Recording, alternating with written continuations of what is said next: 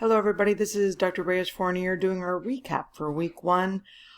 First we're going to go over our first discussion, which had you looking at local counselors, social workers, psychological professionals, specifically on the internet.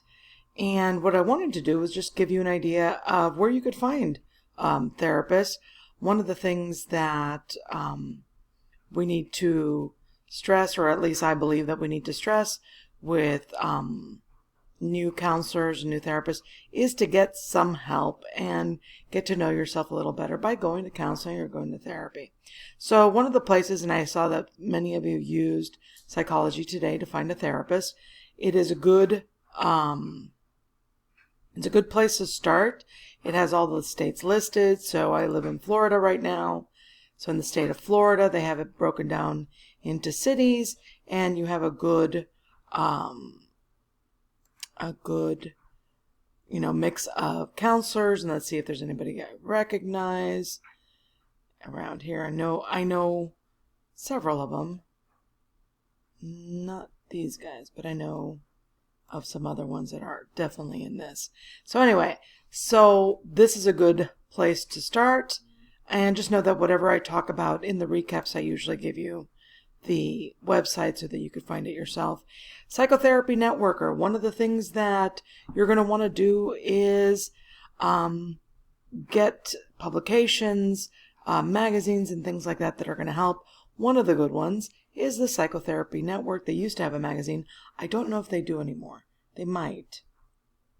They definitely do seminars and symposiums, and you can get CEUs or continuing education credits from the Psychotherapy Networker, and they usually do pretty good programs. But here in the Psychotherapy Network, you can find treatment and recovery programs of all sorts here. You could see that it goes by region, by state, outpatient, residential, and of course all different kinds of treatment centers there. So that's the Psychotherapy Network. They used to have a magazine. I don't know if they do anymore. I used to get it a long time ago. They might. I don't know. I thought they stopped doing it. Another one that you could use, and they actually have some really good information as well in their Psychpedia, is goodtherapy.org. Here you just put in your zip code. Let me put in mine. And you search. And here are my local therapists right here. And you could see the type of licensing that they have. One thing that you need to learn, and it's very important, is, if it matters to you, what kind of education they have, what kind of licensing they have, which means, what can they actually do. This individual here is an LCSW, which means that she probably has a master's in social work. And she has a license, she's a licensed marriage and family therapist, which means that along with her social work background, she also took a lot of marriage and family courses, because that's the only way you could do an LMFT. Licensed mental health counselor could actually be a social worker or someone who has a master's in mental health, and so on and so on. If you have a PhD, you are called doctor. This person here is putting her MSW and her LCSW, and she's a clinical social worker, and all these wonderful things. So, for example, let's see. Elizabeth Jarkin says MS, but she didn't actually say her licensing because she's actually an intern. So technically, I don't know how she can actually advertise, because that's usually against the rules. But also with Good Therapy, you could look at male or female for the therapist, what kind of insurance you have, and of course, specialties. So then let's move on to the second discussion question, where we start looking at Stan and the case of Stan. You're going to be looking at Stan for the next 8 weeks, because Stan is a common case that we're going to be going over. Gerald Corey, who's actually in the video with Stan, is a master therapist, and he will show you the different techniques that he will do with Stan. Stan is actually a therapist too, and he's just role-playing this work. So you're going to see different sides of Stan. You're also going to see videos from the masters as well, like Rogers, and I think Ellis does one, and you'll see a bunch of them. And they'll be working with Gloria. I think that's next week that you're going to get to see them. So anyway, let's talk about Stan and establishing rapport. First of all, I can't say that it's crucial, because there are some therapies that don't actually care about rapport. And we are going to be going over a couple of those. They tend to be more cognitive in nature. They tend to be brief therapies where establishing rapport isn't really necessary, because it's really about get the job done and get out. But for the most part, and I think that for most counselors, establishing rapport is a big deal. Even in doing forensic science, when we interview an inmate or a suspect, you use rapport building techniques. And you could see here where they refer to establishing rapport as a working alliance. You know, you don't necessarily need to be empathic with them, but it's a good way to adduce information from any source. So this is really one of the reasons why we are establishing rapport, is because we want information. And for them to do that, they need to feel that you guys are working together on something. From this website, here's some ideas about establishing rapport. And this is what the question was really asking you. What would you do with Stan? One of the important things is to look like you're ready and prepared for a client.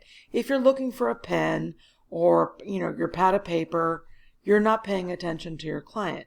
So sitting there, and notice in the video the way that Corey sits. Corey doesn't have anything in his hands or his lap. He is in an open body position, listening to the client. Okay?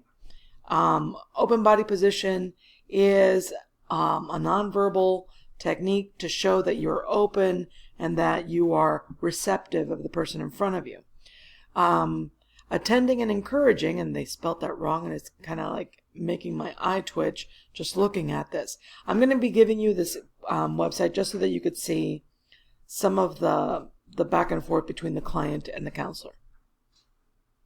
You're attending to them. You're paying attention to them. You're not writing in a notebook. You're listening to them.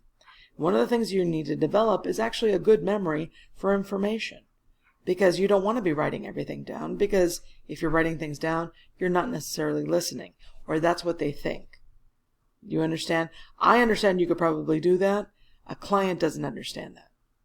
Okay? Restating and rephrasing. I know this sounds repetitive, but this is the way that you understand things. So if he says, I've been, really angry lately at my husband because he's not listening to me, and, it just makes me feel down. And so you're restating and paraphrasing is saying, so what I'm hearing you say is that you feel like your husband's not listening to you, so you feel kind of sad and depressed about that.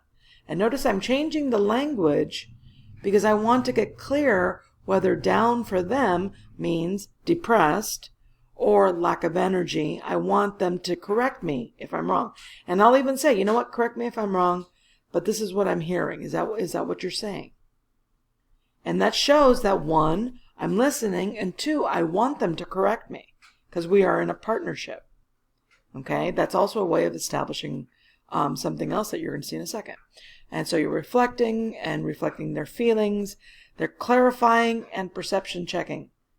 Okay? Perception checking is making sure that you're actually, dealing with somebody who's actually in your reality.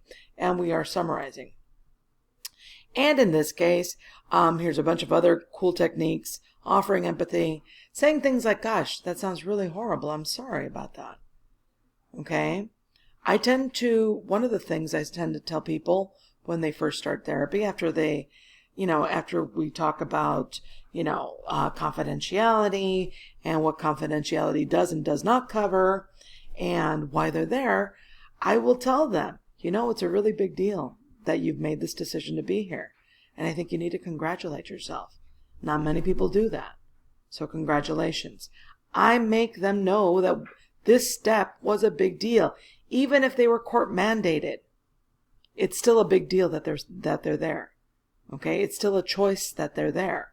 Because court mandated doesn't mean that a little bus is going to bring you into therapy. Okay? They still made the choice to walk in there. And if it's court mandated, you still, you bring that up as well so that they do know that they are mandated. So here they also say being prepared, being empathic, reflecting, being congruent. Try to mirror what they are doing. If their body is a certain way, if they're lean in with them. Okay? This is actually what they call a neuro-linguistic programming technique, where this makes them think that both of you are simpaticos, so that you're both on the same wavelength. And that should do it for here. Number one, what you are doing when you are establishing rapport is making it known to them that you respect them. I don't like saying that it's a judgment-free zone, because being judgment-free means that you have no opinions on things. And that's not necessarily completely human, is it? So I do say things like, wow, that's really messed up that happened to you. And see, I am using a judgment there. Yeah, and that's really sad. If they say it's sad, I say it's sad. Okay, because if it's sad, and I'm not going to pretend that it's not. A judgment-free zone means that you would not, share that judgment with them. If I respect the individual in front of me in everything and everything that they are, then I don't need to say things like it's judgment-free. Okay, because I respect the individual in front of me. No matter who they are, what they represent, whatever. Okay? So, great job this week. A lot of you, went above and beyond. One of the things I like to do is recognize those people who I like to call all-stars. So I will list my all-stars in the announcement where you found this. So you will find them right above this video. And wonderful week. I hope you have a beautiful Sunday, and we'll see you all next week. Have a great week, guys.